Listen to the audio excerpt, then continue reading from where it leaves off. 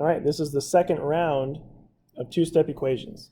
We're just going to look at a few more examples that are maybe a little different looking or might be a little tricky, just so you can see some more. So again, the information at the top is the same. We're getting the variable by itself. We're using the opposite operation in the reverse order. Okay, so that is the same. Now, first example, let's just get right to it. 3 plus 4x equals negative 9. So remember, we're starting with the step that's furthest away from the variable. So here's the variable, it's x. It's being multiplied by 4 and then added by 3. Just because these are coming into a different order from left to right doesn't mean they're happening in a different order mathematically. So we have to make sure that we are solving this in the reverse order that it's happening to our variable, which is x. So our first step here is to subtract 3. Leave the 4 alone for now. So we got 4x equals, and negative 9 minus 3 is negative 12. Okay, and last step again, divide by 4. So here, x equals negative 3. So even if it looks like it comes in a different order, we still work with the number sort of by itself first, the one that's being added, and then we take care of the number that's being multiplied. Similar on example B, they're kind of on the different side, but still find your variable, look what's happening to it. Y is being multiplied by negative 2 and then subtracted by 6. So that subtract 6 is what we have to focus on first. We're going to add 6 to both sides. 8 plus 6 is 14. And so now we have negative 2y. We have to divide away that negative 2. So y here ends up being equal to negative 7. And again, if you want to rewrite that so y is on the left, you can. It is optional. Okay, example C. Negative 7 equals 2 minus 3b. So even though when you read that out loud, it sounds like you're subtracting 3b from 2, what you want to do is look at your variable and decide what's happening to it. So if our variable here is b, it's being multiplied by negative 3 first, right? And then it's being added by this positive 2. So we have to get rid of the 2 first by subtracting 2. That one is kind of tricky, but it could be written as negative 3b plus 2. This would be the same thing as 2 minus 3b. So again, you want to start from where the variable is and take care of the outside stuff first. Anyway, negative 7 minus 2 is negative 9, and that does equal negative 3b. Don't forget the negative on that 3. So now we divide by negative 3, and our answer is positive 3.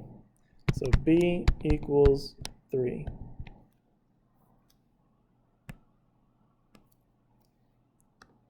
So that one's a little tricky. You want to make sure that you are finding the variable and then thinking about what's happening to it and in what order. Okay, next example. It says 2 plus 2/3 x equals negative 12. So here's our variable, it's x. It's being multiplied by 2/3, and then 2 is being added to it. So the 2 is what we have to take away first. So we've got 2/3 x equals negative 14. Negative 12 minus 2 is negative 14. And now again, we have to divide out this fraction. So we multiply by the reciprocal, flip the fraction and multiply. So x here is going to equal negative 14 times 3 divided by 2.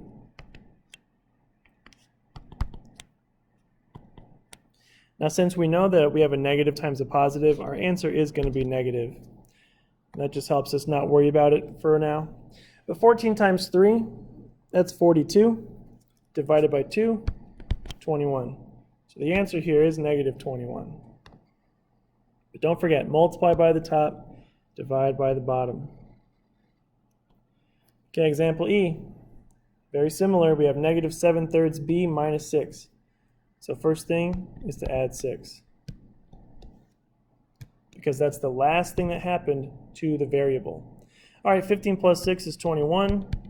And you got negative 7/3 b. Again, we're going to flip that fraction and multiply it. So negative 3/7.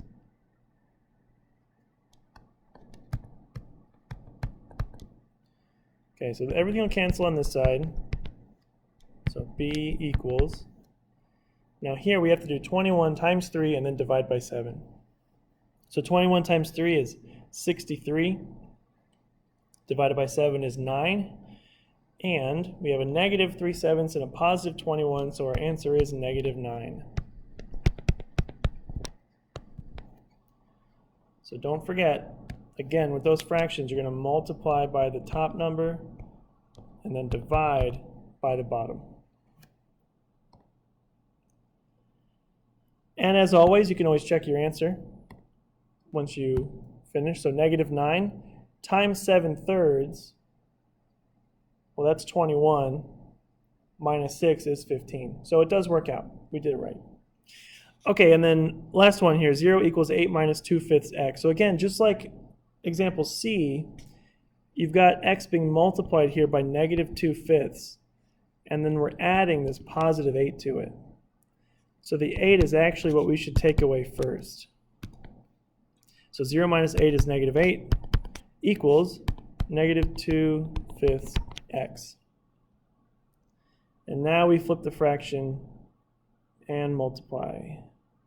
So we're going to multiply both sides here by negative 5/2. The negative 2/5 will cancel out with the negative 5/2. And now we have to figure out what this is. So first of all, we have a negative times a negative, so we know our answer is going to be positive. And then we just do 8 times 5, which is 40, divided by 2, which is 20. So our answer here is positive 20. So a lot of things going on here. Don't forget, start in the reverse order. So kind of start furthest away from the variable. Do the opposite operation. And don't forget, when you divide by a fraction, you flip the fraction and multiply. Take your whole number times the top, divide by the bottom.